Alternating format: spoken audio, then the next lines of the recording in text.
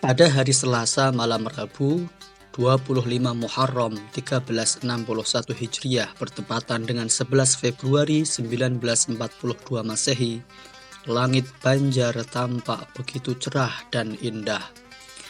Malam itu di saat langit tampak gelap namun terasa begitu cerah, lahir seorang bayi dari pasangan Haji Abdul Ghani bin Haji Abdul Manaf dengan Hajah Masliyah binti Haji Mulia, yang di kemudian hari dikenal dengan nama Tuan Guru Zaini Sekumpul Martapura.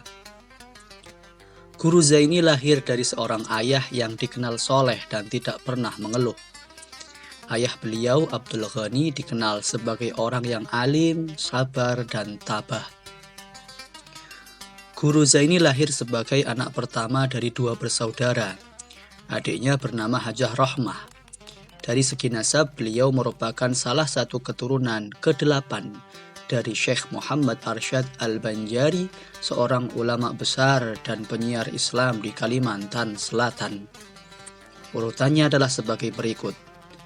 Syekh Muhammad Arsyad Al-Banjari berputra Khalifah Hajah Hasanuddin, berputra Mufti Haji Muhammad Khalid, berputra Haji Abdullah, berputra Haji Muhammad Sa'ad, berputra Haji Muhammad Seman, berputra Haji Abdul Manaf, berputra Abdul Ghani, dan berputra Haji Muhammad Zaini Abdul Ghani atau Tuan Guru Sekumpul. Dikala kecil, Tuan Guru Sekumpul dipanggil dengan nama Kusyairi. Sejak kecil Kusyairi diasuh dan dibesarkan dengan kasih sayang dari kedua orang tua dan neneknya. Neneknya yang bernama Salbiyah selalu memupukkan kasih sayang pada sang cucu. Setelah menceritakan kisah-kisah para nabi, para rasul, dan orang-orang alim terdahulu, nenek Salbiyah selalu membacakan doa kepada Kusyairi kecil menjelang ia tidur dengan bacaan, Ya nafsiyah salbiyah ma'ani ma'nawiyah ma fi qalbi ghairullah la ilaha illallah Muhammadur Rasulullah fi kulli lamhatin wa nafasin adada ma wasi'ahu ilmullah. Sejak Kusyairi masih kecil, sang ibu Hajah Masliyah selalu mengajarkan pentingnya bersuci. Ia selalu membimbing Kusyairi kecil akan pentingnya bersuci, mengenalkan tentang najis dan cara mensucikannya dalam kehidupan sehari-hari. Sudah mulai dikenalkan oleh orang tuanya tentang akhlak, tauhid, dan membaca serta memahami Al-Quran.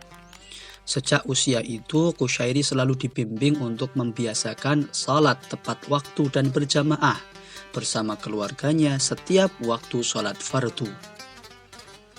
Masa-masa kecil Kusyairi berada dalam kondisi yang sederhana bersama kedua orang tuanya.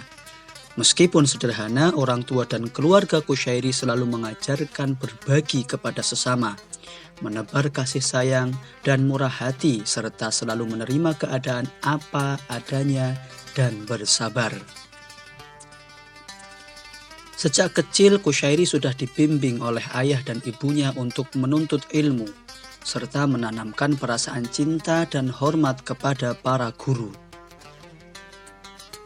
Pada saat Kusyairi akan berangkat mengaji, kedua orang tuanya selalu memberikan sebotol minyak tanah agar diberikan kepada gurunya sebagai bentuk rasa hormat dan cinta kedua orang tua Kusyairi kepada sang guru. Pendidikan menghormati dan mencintai para orang alim ini perlahan-lahan tertanam dalam diri Kusyairi. Bahkan di masa remajanya, Kusyairi sering mendatangi para ulama, orang-orang soleh, hanya untuk mencium tangan. Sebagaimana halnya beliau selalu hadir dan menunggu Al-Alim Al-Fadil Guru Haji Zainal Ilmi lewat ketika akan pergi ke Banjarmasin hanya untuk mencium tangan dan meminta doa. Masa kecil Kusyairi sama dengan teman sebaya di usianya. Kusyairi dibebaskan bermain oleh kedua orang tua dan keluarganya asalkan selama bermain tidak lupa waktu sholat dan permainannya tidak menjerumus pada hal-hal yang tidak baik. Ketika bermain, Qushairi kadang-kadang bermain air di sungai dan berenang bersama kawan-kawannya sambil memancing ikan. Apalagi jika langit tampak teduh dan hujan menerpa bunyi banjar, Qushairi dan kawan-kawannya tampak ceria bermain air hujan di lapangan sambil bermain bola. Terkadang juga suka bermanjat pohon dan mencari burung.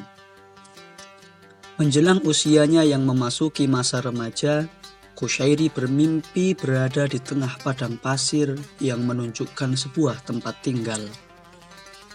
Qushairi berjalan menuju tempat tinggal itu dan melihat perempuan cantik di tingkat atas. Perempuan tersebut melempar sesuatu kepada Qushairi. Kemudian ia memungut benda-benda yang dilempar perempuan itu, seraya melanjutkan langkahnya menuju sebuah tempat tinggal.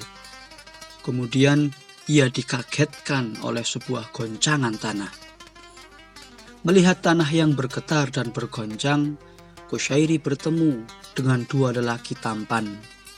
Mereka mengatakan kepada Qushairi, "Mulai saat ini kamu diberi nama Zainal Abidin."